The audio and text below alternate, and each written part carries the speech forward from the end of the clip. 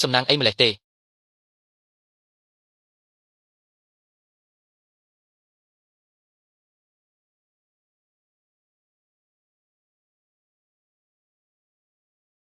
វិញ្ញាណទាំង5មានសមត្ថភាពពិសេសពីមុនយួនរូបានសម្រេចជោគជ័យ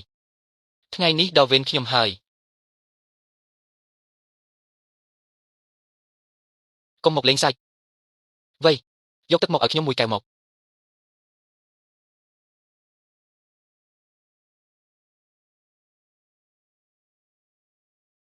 ហុយប្រើការបានល្អតើ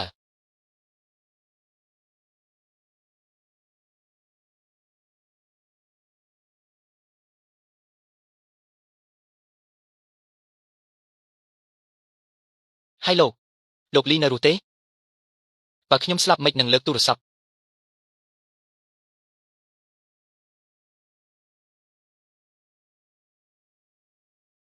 អូបងចាំងបងលីមិនជួបប៉ុន្មានថ្ងៃមិនក៏ស្គមម្លេះកុំភ្លេចថាខ្ញុំហាត់វិជ្ជាអីឲ្យសោះការហាត់អាស្រ័យលើបុគ្គល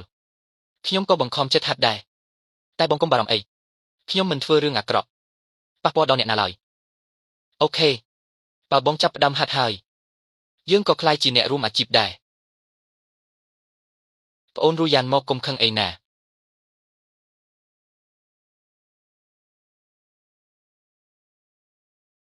រូយ៉ានអ្នកជំនាញខាងវិញ្ញាណ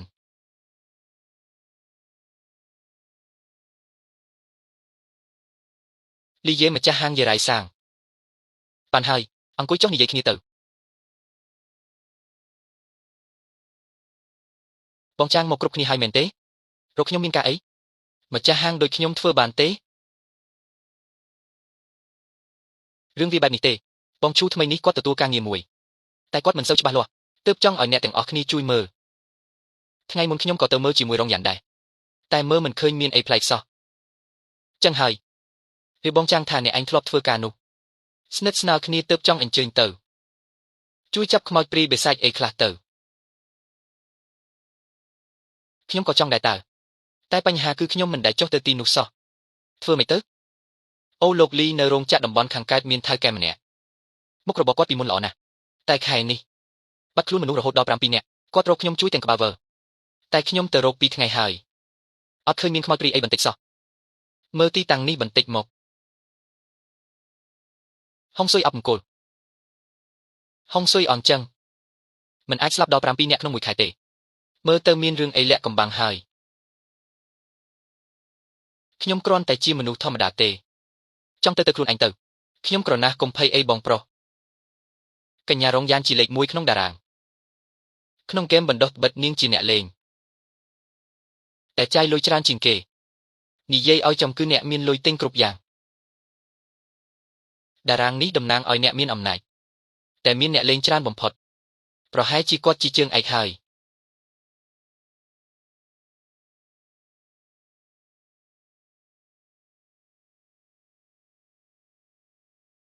លោកទាំងពីរមកដល់ហើយឬលើកដៃសំពះបន់ស្រន់ជួយសង្គ្រោះផងអ្នកឯងម្នាក់ឯងនឹងឬហាហាបងស្រីអើយ30ឆ្នាំមុននិកាយគ្រប់គ្រងខ្មោចធ្វើអំពើអាក្រក់ទើបត្រូវពួកសិលធម៌កំចាត់ចោលសល់កូនចៅប៉ុន្មានអ្នកមែនតែមើលសម័យនេះទៅមើលយ៉ាងហោចក៏អាយុ40ជាងដែរចុះប្អូនលីននេះអាយុប៉ុន្មានមិនក៏អាចជាសិស្សនិកាយខ្មោចទៅកើតមុននេះមានតាអាចារ្យម្នាក់ចង់សម្លាប់ខ្ញុំការពារខ្លួនក៏សម្លាប់គាត់វិញទៅប្រហែលជាមនុស្សមកពីនិកាយនឹងហើយតាមច្បាប់គេសម្លាប់បានគឺបានឯកសណ្ឋានគេអញ្ចឹងហើយ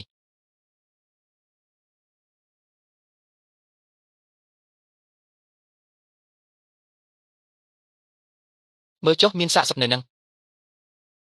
សាកសពមិនអាចទេខ្ញុំជាពលរដ្ឋល្អគោរពច្បាប់ណាមុននេះខ្ញុំទើបកប់សព7នាក់ធ្វើបន់ទានរួចរាល់អស់ហើយខ្ញុំមិនធ្វើរឿងលាក់មុខអីទេអាចកំបាំងអីទៀតនោះមើលទៅថៅកែនេះមិនមែនចោលទេចុះទៅមើលខាងក្រោមសិនទៅ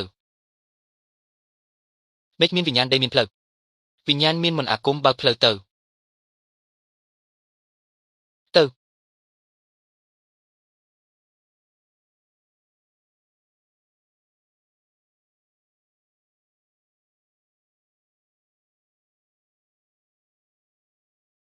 មិនក៏ធំក្លិនសាច់ក្រកចឹងកុំហិតនឹងវាវាយនឹងហើយផ្កានរោគពិតមែនផ្កាពណ៌ក្រហមដុះលើភ្នូនឹងមែនទេបងប្រុសផ្កានេះមានប្រយោជន៍អីដែរអានឹងរបស់ចូលចិត្តពួកមន្តអាគមជួយពង្រឹងកម្លាំងគេបានថែមថាមពលខ្លាំងណាស់ចុះបើមនុស្សស៊ីទៅរបស់នេះមានតែនៅក្រោមនឹងទេហើយកុំរោគបានណាស់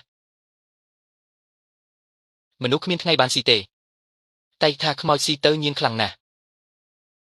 ដូចគេហូបទឹកស៊ុបខ្លាញ់គោអីចឹងឈ្ងុយខ្លាំងណាស់បងបើកហាងស៊ុបមែនទេមិនក៏បងដឹងច្បាស់ម្លេះ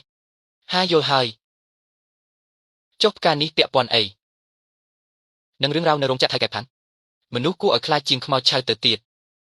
ខ្ញុំថាមានអ្នកលេងល្បិចហើយ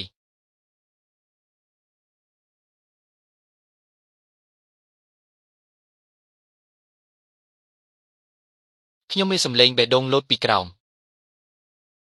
ខ្ញុំប្រកាសថាជាមនុស្សបងឯងស្ដាប់ច្រឡំទេដឹងចុះបើមិនមែនមិនដឹងរឿងក្នុងហាងត្រចៀកខ្ញុំមិនដែលស្ដាប់ខុសទេមានមនុស្សរស់នៅទីនេះមែនថែមទាំងកំពុងហ្វឹកហាត់ទៀតគ្រូខ្ញុំតាមដានពួកនេះយូរហើយខ្ញុំហ៊ានធានាក្នុងពេលដែលពួកឯងដឹងអាចកំបាំងខ្ញុំក៏លែងលាក់បាំងទៀតដែរត្រៀមខ្លួនស្លាប់ទៅ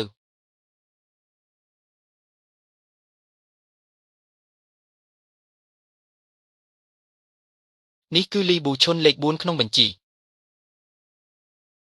អរគុណដែលសរសើរទីបំផុតបានជួបមុខចៅហើយ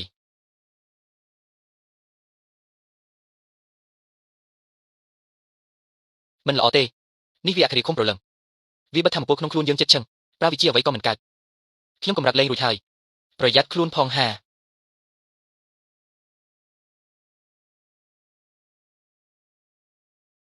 ឃើញទេវិជាជាន់ខ្ពស់ជួបអក្ខរាស្លាប់របស់ខ្ញុំហើយ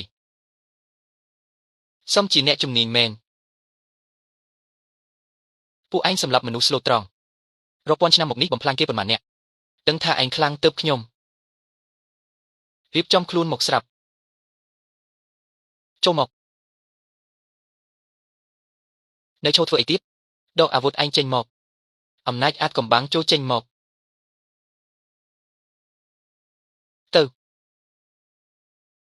កម្លាំងភ្លើងសាហាវមែនកម្លាំងមិនអន់ទេ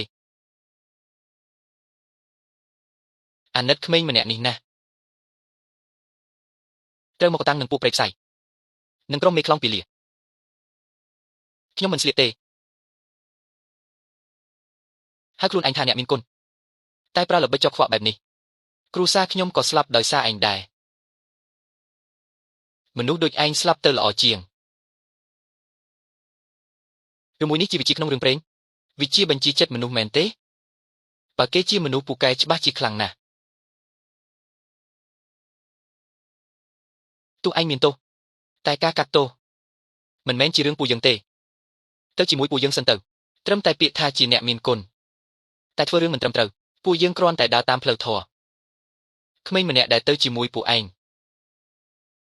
ទើបតែអាយុ20ឆ្នាំសោះនោះជាវិជាសម្ងាត់របស់ពួកយើងចុះហេតុអ្វីមិនចាប់គេព្រោះគេមានប្រយោជន៍ឲ្យពួកឯងមែនទេពួកមនុស្សកំសាកឲ្យឯងយ៉ាងម៉េចហើយ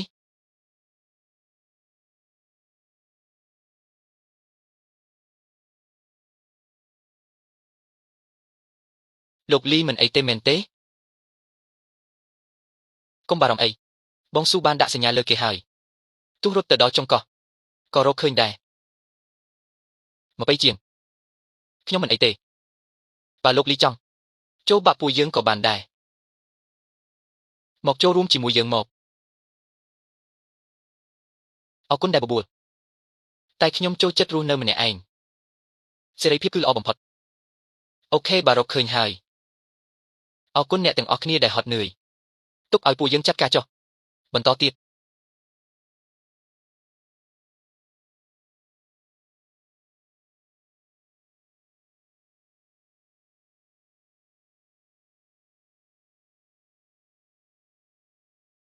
អ្នកណាគេនឹង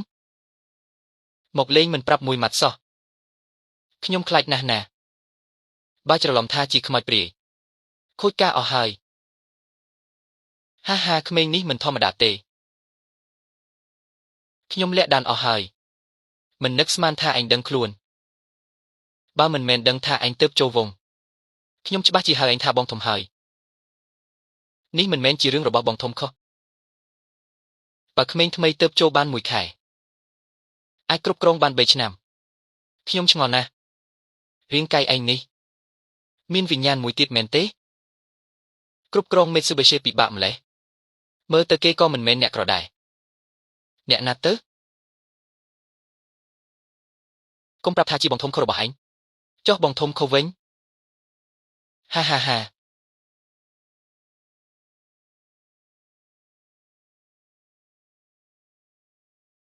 អញទីត្រូវភ្លាមតែម្ដងមើលទៅយប់នេះឯងមិនរស់ទេរអ៊ូច្រើនម្លេះបើឯងមានសមត្ថភាពសម្រាប់ខ្ញុំឯងធ្វើបាត់ទៅហើយចាំបាច់និយាយច្រើនធ្វើអីមេឃដីមានវិញ្ញាណវិជាគុណត្រូវតែមាន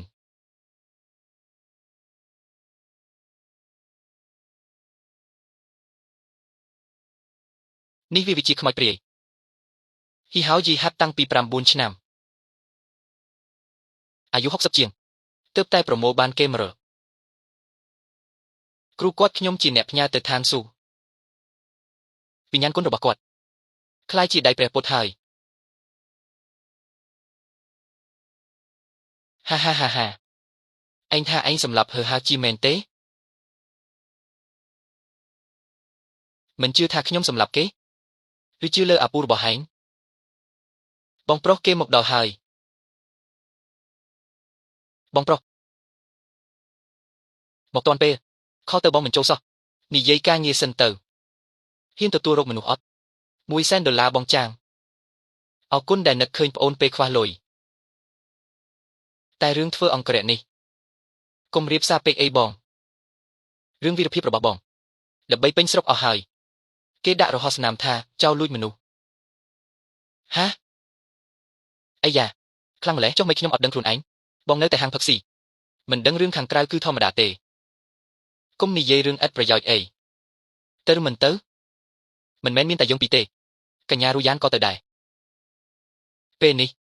កុំតន់ប្រកាសរឿងឈូហ្វូមីនអីខ្ញុំថាវាមិនតន់ទេ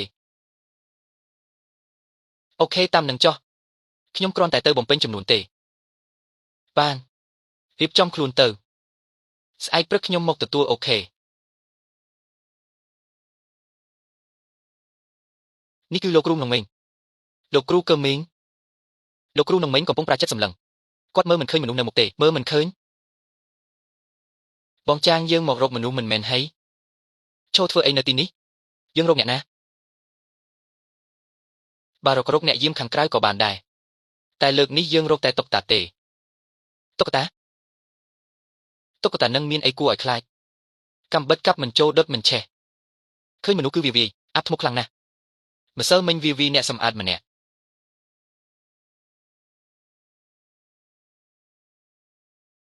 សន្តាគារព្យាយាមគ្រប់វិធីហើយតែចាប់វាមិនបានទេបានជាគេហៅពួកយើងមកសំណាងដែលពេលពួកយើងមកដល់ភ្ញៀវចេញអស់ហើយអត់មានដាក់បណ្ដាញទេអីចឹងយើងគ្រាន់តែចាប់តុក្កតានេះមែនទេត្រូវចាប់ឲ្យបានមុនមេឃងឹតយប់នេះម្សិលមិញពួកយើងរកគ្រប់វិធីតែដល់ពេលមេឃងឹតវាខ្លាំងឡើងធម្មតាក៏ពិបាកដោះស្រាយដែរបើវាចេញផ្សែងខ្មៅវិញកុំថាឡើយចាប់ចិត្តវាសឹងមិនបានបើមុនមេឃងឹតរកវាមិនឃើញទេសន្តាគារនឹងខាត់ធ្ងន់អីចឹងហើយបានជាគេឲ្យម្នាក់100000អូមានរឿងហើយ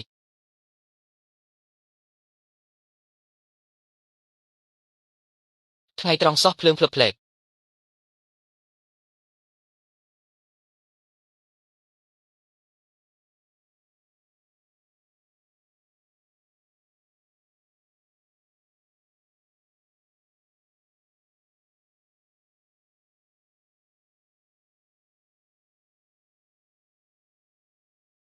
ល្អអាតូចនោះក៏មកដែរបើអាចកំចាត់វាបាន